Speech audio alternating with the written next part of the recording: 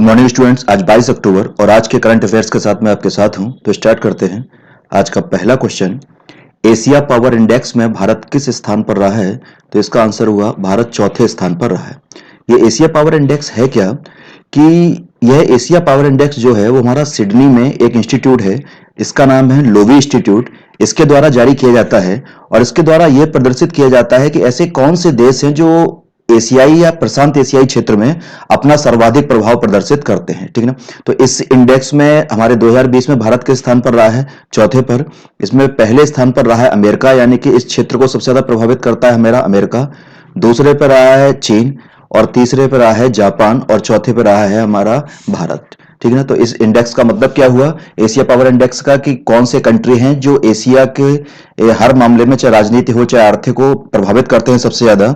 तो वो हमारा उसमें चौथे नंबर पर है भारत, पहले पे अमेरिका, दूसरे पे चीन, तीसरे पे जापान। और किसके द्वारा जारी किया जाता है? तो सिडनी में स्थित हमारा लोवी इंस्टीट्यूट। अगला क्वेश्चन, अंतरराष्ट्रीय सौर गठबंधन के द्वारा किसे कल्पना चावला सोलर अवार्ड दिया गया? Bhim Singh, Ayesha Almoni, both none? तो इसका आंसर होगा बोथ। जो हमारा कल्पना चावला सोलर अवार्ड है वो इन दोनों को, भीम सिंह को और आयशा अल्मोनी दोनों को प्रदान किया गया है। ठीक। अब याद रखना क्या है कि अंतरराष्ट्रीय सौर गठबंधन के द्वारा जो सोलर अवार्ड दिए जाते हैं वो 3 कैटेगरी में दिए जाते हैं। एक कैटेगरी जो नाम लिखा कल्पना चावला सोलर अवार्ड, दूसरी कैटेगरी होती है दिवाकर सोलर अवार्ड या दिवाकर पुरस्कार बोल दिया, और तीसरी कैटेगरी होती है विश्वेश्वरैया हमारा सोलर अवार्ड। ठीक है ना। Kalpana Chawla solar award, Diwakar solar award और विश्वेश्वरैया सोलर अवार्ड। तो कल्पना चावला हमने भी देख लिया किसको मिला है, भीम सिंह और आयशा अल्मोनी को। वैसे ही दिवाकर जो सोलर अवार्ड है वो 2 संस्थानों को मिला है, और वो है हमारा एक अर्पण संस्थान और दूसरी है हमारी आरुषि सोसाइटी। और जो विश्वेश्वरैया सोलर अवार्ड है ये भी हमारा 2 कंट्री को प्रदान किया गया है, और ये है जापान और दूसरा कंट्री है नीदरलैंड। ठीक है। तो याद रखना कि जो हमारा सोलर अवार्ड है वो 3 कैटेगरी में दिया जाता है, Kalpana Chawla solar award, Diwakar solar award, Visvesvaraya solar award. अगला क्वेश्चन, विश्व सांख्यिकी दिवस कब मनाया जाता है? तो यह मनाया जाता है हर साल 20 अक्टूबर को। इसे संयुक्त राष्ट्र का जो सांख्यिकी आयोग है उसके मार्गदर्शन में मनाया जाता है। और इस बार की यानी कि 2020 की जो थीम है वो है connecting the world with data we can trust. Connecting the world with data we can trust, ये इस बार की 2020 की थीम है। दूसरी चीज याद रखना, इसको पहली बार मनाया गया था 20 अक्टूबर 2010 को, और निर्णय लिया गया था कि हर 5 साल में से एक बार मनाया जाएगा। तो 2010 में मना लिया गया, फिर 2015 में मनाया गया, और लेटेस्ट हमारा कब मनाया गया? 2020 में। तो ये इसका कौन सा आयोजन था 2020 वाला, ये भी पूछा सकता है। तो ये इसका तीसरा आयोजन था, यानी कि विश्व सांख्यिकी दिवस जो 20 अक्टूबर 2020 को मनाया गया वो तीसरी बार मनाया गया है। अगला क्वेश्चन, कि किस राज्य ने महिलाओं के लिए सेफ सिटी प्रोजेक्ट शुरू किया है? तो इसका आंसर है हमारा उत्तर प्रदेश।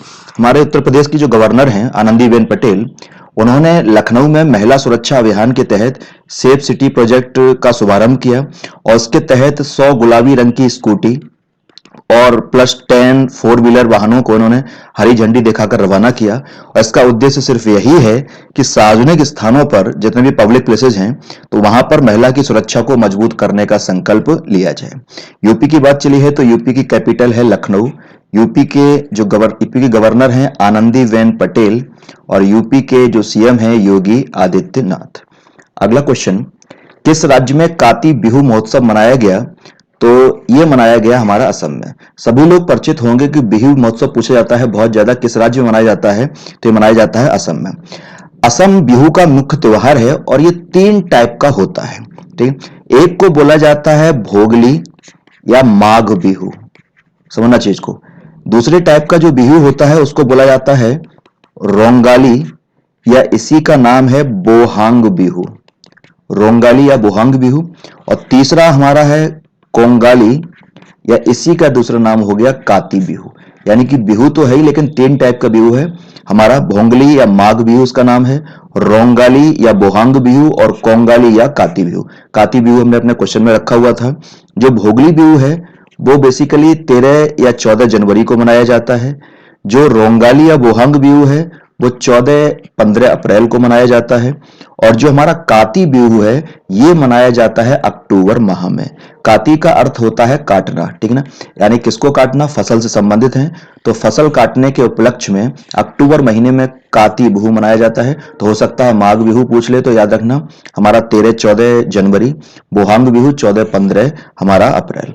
अगले क्वेश्चन पे आते हैं। असम की बात की यहाँ इससे पहले ही, तो असम की कैपिटल है हमारी दिसपुर।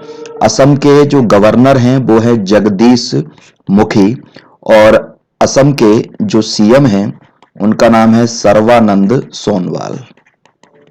अगला क्वेश्चन, कालेश्वरम लिफ्ट सिंचाई परियोजना किस राज्य में बनाई जा रही है? तो ये बनाई जा रही है तेलंगाना में। इसके बाद क्या है कि तेलंगाना में पूछा जाए तो ये दो नदियों का संगम है तेलंगाना में। एक हमारी हुई प्राणहिता नदी और एक नदी है गोदावरी। गोदावरी की सहायक नदी है प्राणहिता। तो जहां पर दोनों का संगम होता है वहीं पर ये हमारी लिफ्ट सिंचाई परियोजना बनाई जा रही है, और ये दुनिया की सबसे बड़ी मल्टी स्टेज सिंचाई परियोजना है।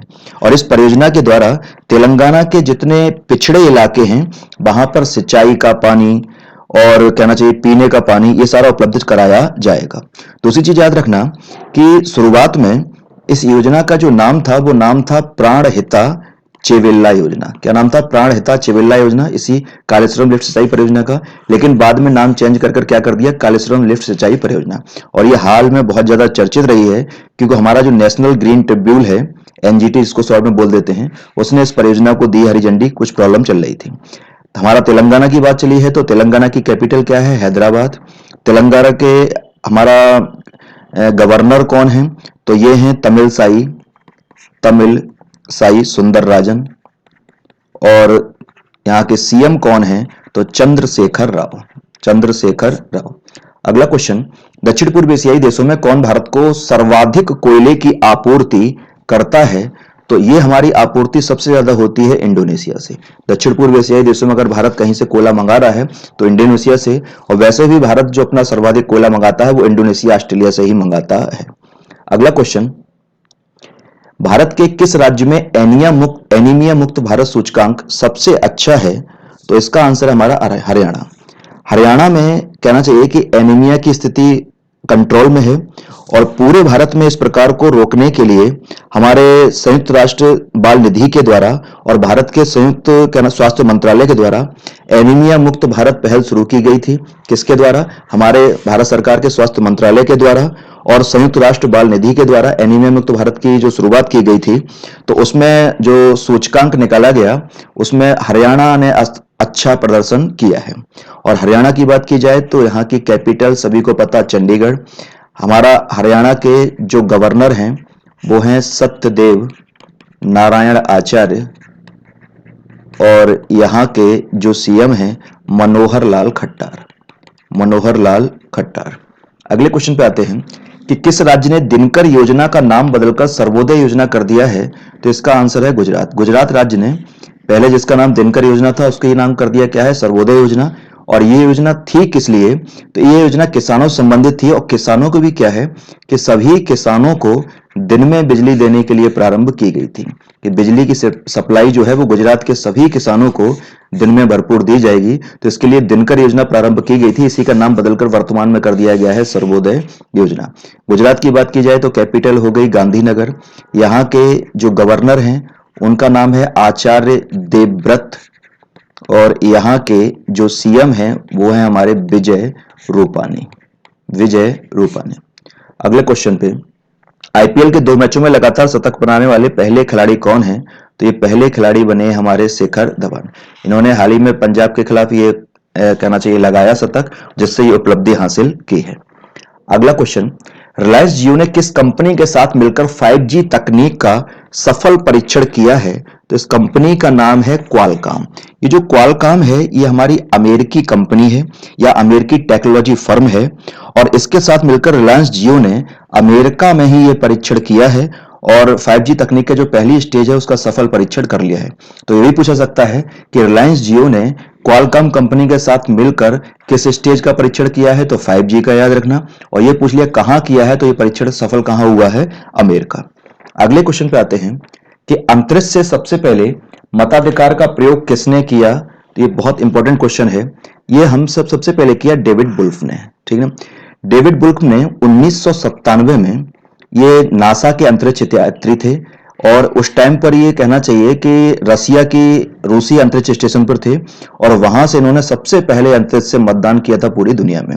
ये चर्चा में क्यों है कि हमारा अमेरिका में चुनाव होना है अमेरिकी प्रेसिडेंट का 3 नवंबर को, और ऐसे टाइम पर हमारा एक अमेरिकी अंतरिक्ष यात्री है केंट रूबिस। कौन है केंट रूबिस?